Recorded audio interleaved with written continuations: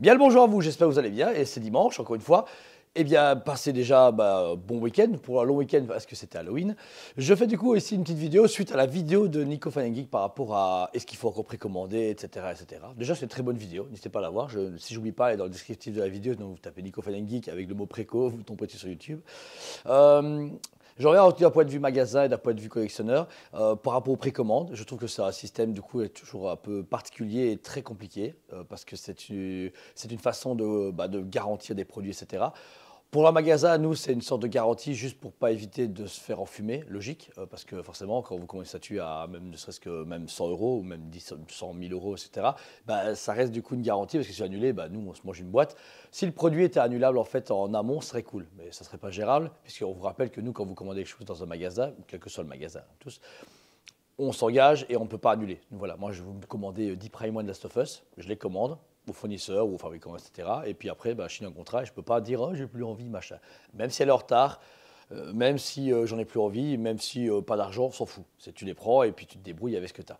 Et ça veut dire que derrière, nous, on doit savoir sur nos arrières et les clients. C'est pour ça que chaque fois, on dit aux gens ouais, rembourse ta machin. Même si légalement, et on ne va pas se mentir, vous pouvez annuler votre commande quand vous voulez récupérer votre argent. Mais moralement, c'est pas toujours sympa, même si des fois c'est justifié. On va pas se mentir, quand une commande est en retard de 3 ans, c'est normal. Convertir au bon d'achat remboursé, et ça, on s'arrange en amont. Mais à mes yeux, moi j'ai toujours précommandé mes statues parce que je veux toujours les avoir. Je suis un collectionneur atteint d'une collectite aiguë, donc forcément, je ne peux pas me permettre de rater un truc parce que ça me ferait mal, même si bon, ça reste une statue ou à jouer. Mais je précommande parce que, premièrement, c'est une assurance de l'avoir. Et moi, en tant que collectionneur, je peux pas me permettre de rater une pièce parce que je n'ai pas envie d'avoir genre Justice League à moitié, manquer Superman ou manquer Aquaman. Je sais pas où c'est que ça marche.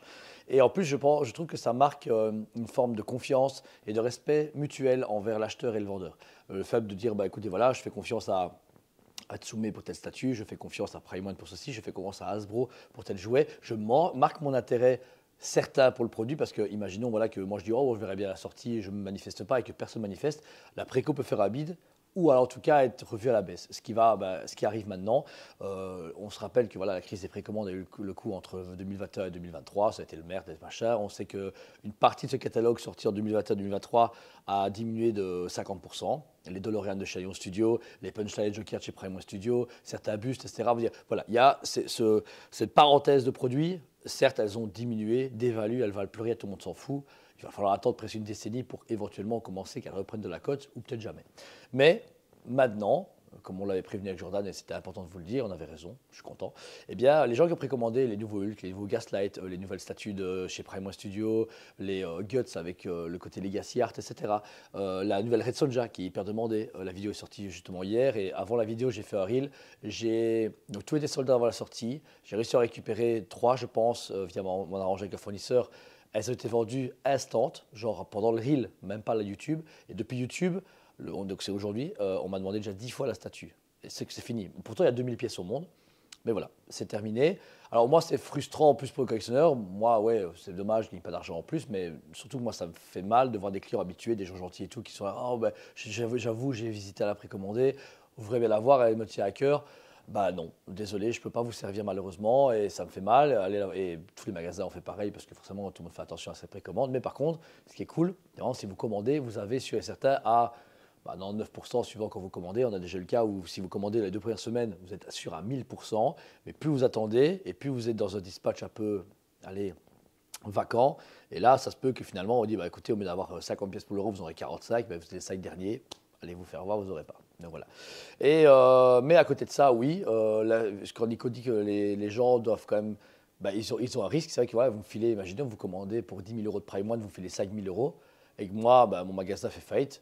Vous êtes littéralement baisé. Vous n'avez pas à dire votre argent n'est pas là, même si théoriquement, quand on fait ça correctement, moi, vous donnez 5 000 euros, je le mets de côté pour votre dossier et il fluctue, machin, mais voilà, comme ça, il reste là, et il sert à vos statuts, et s'il y a un problème, on vous le rembourse, machin, ce qui a permis à nous, quand Oniri a fait faillite, on avait un fonds roulement pour que ça fonctionne bien, ça a foutu une douille au magasin, mais c'est ça, comme ça que ça marche, vous connaissez l'histoire.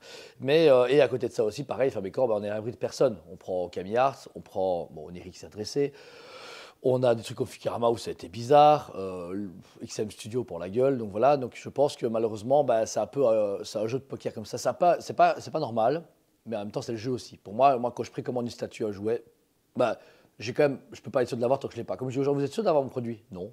Pourquoi? Tant que je ne l'ai pas là devant moi, à côté de moi, je ne suis pas sûr à 100% de l'avoir. Oui, mon travail est fait, j'ai commandé à mon fournisseur l'a fait chez Sideshow, etc. Mais si, parce que Sideshow n'a pas envie, ou parce qu'il y a un problème de conteneur, un bateau coule, une usine crame, le Covid machin, et la statue est supprimée, et que du coup la statue n'arrive pas, on a beau râler, on ne peut rien faire derrière. Mais quand les fabricants du coup ont des problèmes financiers, etc., je pense que c'est à ce moment-là que ça vous permet aussi de voir comment fonctionne aussi le système de précommande et que oui, il y a un risque, mais tout est un risque. Pour moi, voilà, c'est comme quand vous achetez une statue, vous faites livrer par FedEx, le risque zéro n'existe pas, comme une opération, etc. Mais il faut juste faire doucement. Je pense que maintenant, c'est comme à la bonne époque, comme disait mon père. Commandez bien, mais en étant sûr de vous acheter. On a eu ce problème, c'est que beaucoup de gens ont été hypés, je ne sais pas ce qui s'est passé, tout le monde s'est dit je vais commander plein de trucs, je vais acheter du Star Wars, du Mandalorian, du Hot Toys, du Sideshow, du Prime, machin, et c'est parti en cacahuète totale. Maintenant, pour moi, les gens doivent s'arrêter à 3 précos par personne, suivant les produits. Bon, une Hasbro à 30 €, vous pouvez en commander 10 sans problème. Mais voilà, il faut se dire et bien se projeter et être sûr de ce qu'on achète. Moi, quand j'achète du Star Wars, je surkiffe Star Wars. C'est ma vie Star Wars, donc ça va. Par contre, voilà, j'ai vu à l'époque à Alita, j'ai voulu acheter le buste taille AA. Je me suis fait, je vais attendre. Je suis plus tourné vers une Prime One Studio qui m'a très bien satisfaite. J'aurais pris que le buste, j'aurais dû l'assumer, mais j'aurais pas voulu l'assumer. Et j'ai bien fait, j'ai pas de regret. C'est comme Jurassic Park, je suis un grand fan, mais je ne précommande pas du Creature Collectible, c'est trop cher pour moi.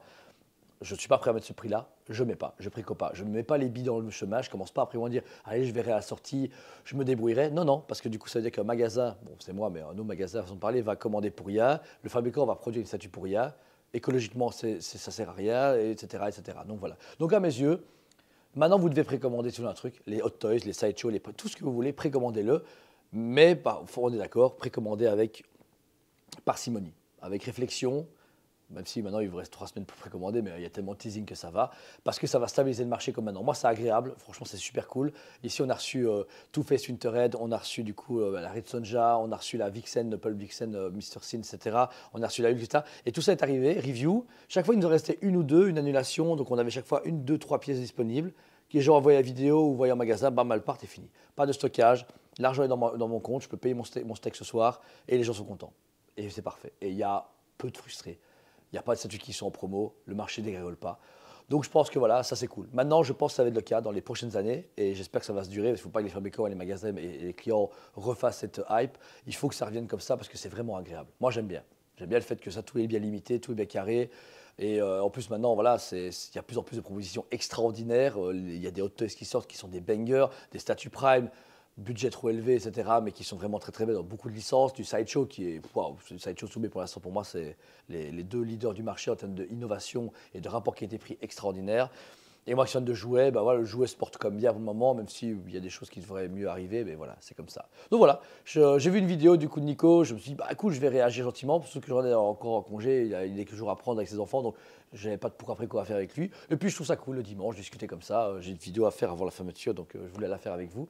Et puis je suis très bien que vous avez bien ce genre de vidéo où on parle et on échange. Et voilà, je pense que c'est très bien. Merci à vous tous encore. Je pense que j'ai vu beaucoup de visites aujourd'hui du musée, donc j'ai discuté avec énormément de gens qui ont découvert des marques, qui ont parlé avec moi de leur collection, de leur ressenti, qui connaissent Nico, qui connaissent Virtual Devil, Plagion, machin, etc.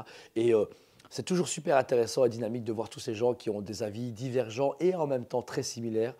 Ces collectionneurs qui sont fans de jouets, qui détestent les statues ou qui adorent les répliques, machin. Franchement, c'est un monde vraiment fabuleux.